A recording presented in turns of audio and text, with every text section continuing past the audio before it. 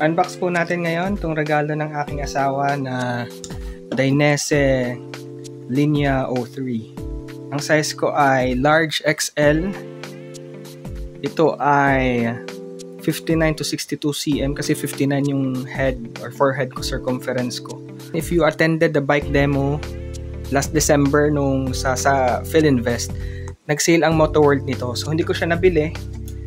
Buti may stocks pa ang Moto Market sa Taguig. Alright, sa BGC. So we are able to cop this one. Originally, ang goal namin is to buy the MIPS. Ang MIPS yata is around 9,000, tapos naging 1,500. Ito naman 8,000, tapos naging naging 1,000 na lang. So hindi to MIPS. So shout out sa aking mahal na asawa dahil ako ay kanyang niregaluhan. Yung helmet, tapos ito yung bag, yung Dainese na logo, helmet bag. Ang Dainese po ay Italian brand. Well known sila for making safety gears for motorcycle. And nag-venture sila sa mountain bike or bike helmets. Ayan.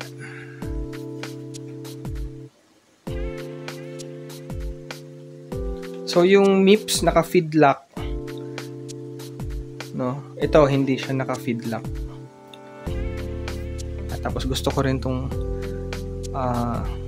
plastic dito sa side ng strap. Yan. Let's see.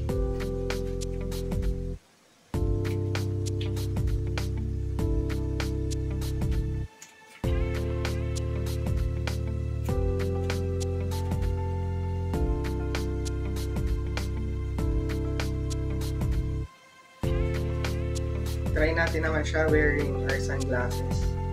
May nabasa akong review na mababa daw masyado tong portion na to that it hits the upper part of the sunglasses. So, if you're gonna buy this or purchase this helmet, consider nyo yung upper portion ng glasses. So far, wala namang friction, walang tumatama. So, comfortable siya sa ulo pati sa while wearing the glasses. So yun, this is the Dainese Linea 03 helmet. So a premium helmet, a premium brand, made affordable by Moto Market. So thank you BGC branch of Dainese Moto Market. God bless you all. Thank you Grace sa regalo mo na helmet.